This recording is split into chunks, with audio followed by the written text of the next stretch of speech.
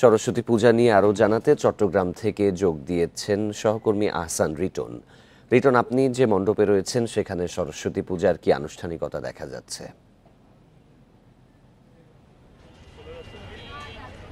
দেখুন, আমরা এই মুহূর্তে আছি চট্টগ্রামের যে জাংশন হল মাঠ রয়েছে সেখানে। আপনি দেখতে পাচ্ছেন যে আসলে এখানে একই মাঠের মধ্যে অন্তত 12টি শিক্ষা প্রতিষ্ঠান তারা আসলে নিজ নিজ কলেজের শিক্ষা প্রতিষ্ঠানের যে ব্যবস্থাপনা সেটির মাধ্যমে তারা আসলে সরস্বতী পূজার যে আয়োজন সেটি সাথে আমরা দেখছি। আজকে আসলে গতকাল রাত থেকে যে বলা যেতে পারে সরস্বতী পূজার যে আবেগ, যে আমেজ সেটি শুরু হয়েছে এবং আমরা দেখছি আজকে সকাল একেবারে ভোর থেকে বিভিন্ন মণ্ডপে লোকজন আসা যাওয়া করছেন। আমরা দেখছি বেলা যত বেড়েছে ততই আসলে মানুষের আনাগোনা বেড়েছে এবং এখানে যারা এসছেন তারা সবার কাছে আমরা জানতে চেয়েছিলাম, অনেকের কাছে তারা যেটি বলছেন সেটি হচ্ছে সবাই মিলে যাতে একটি সুন্দর বাংলাদেশে সবাই বসবাস করতে পারেন সেই প্রত্যাশা তারা মায়ের কাছে রেখেছেন। পাশাপাশি যেহেতু মা সরস্বতী বিদ্যা এবং সংস্কৃতি দেবী, জ্ঞানের দেবী, সঙ্গত কারণে এখানে আমরা দেখছি আসলে শিক্ষার্থীর সংখ্যায় বেশি এবং তারা সবাই বলছেন যে তারা নানা পর্যায়ে পরীক্ষা দিচ্ছেন, পরীক্ষার্থী রয়েছেন। তারা বলছেন যে সামনের দিনগুলো যাতে তারা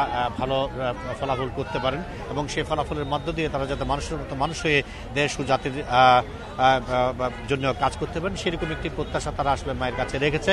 আমরা অনেকের কাছে জানতে চেয়েছিলাম এবার যেহেতু প্রেক্ষাপট ভিন্ন, তারা সেটি বলছে যে আসলে গেলবারের চেয়ে এবার তারা বেশ স্বাচ্ছন্দ্যে পুজো করছে, যেহেতু একটি নতুন অবস্থা সারা দেশে বিরাজ করছে। সঙ্গত কারণে একেবারে নির্বিঘ্ন নিশ্চিন্তে একটি পরিবেশে তারা পুজো যে কার্যক্রম সেটি চালিয়ে যাচ্ছেন।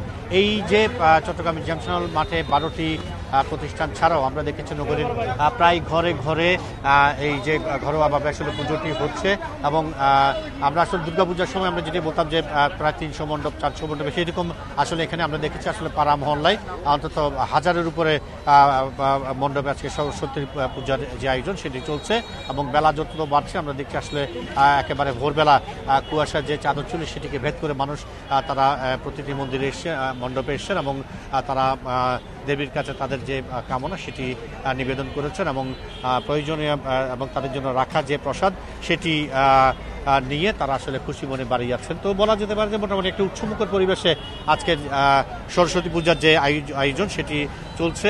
নগরীর পুরো এলাকায় বিভিন্ন স্কুল, কলেজ, বিশ্ববিদ্যালয় আমরা দেখছি এক ধরনের উৎসবের আমেজ তৈরি হয়েছে। তো এখন পর্যন্ত একেবারে শান্তিপূর্ণ পরিবেশে নির্বিঘ্নে নিশ্চিন্তে সরস্বতী পূজার যে আনুষ্ঠানিকতা সেটি চলছে এবং আমরা দেখেছি এখানে আসলে সনাতন ধর্মাবলম্বীর পাশাপাশি অন্যান্য ধর্মাবলম্বীর মানুষও আসলে এসছেন এবং সবাই আজকে যে উৎসব সেটিকে আসলে সবাই ভাগ ভাগ করে নিচ্ছেন। এ হচ্ছে চট্টগ্রাম থেকে আমার কাছে সরস্বতী পূজার বিষয় এখন পর্যন্ত সর্বশেষ।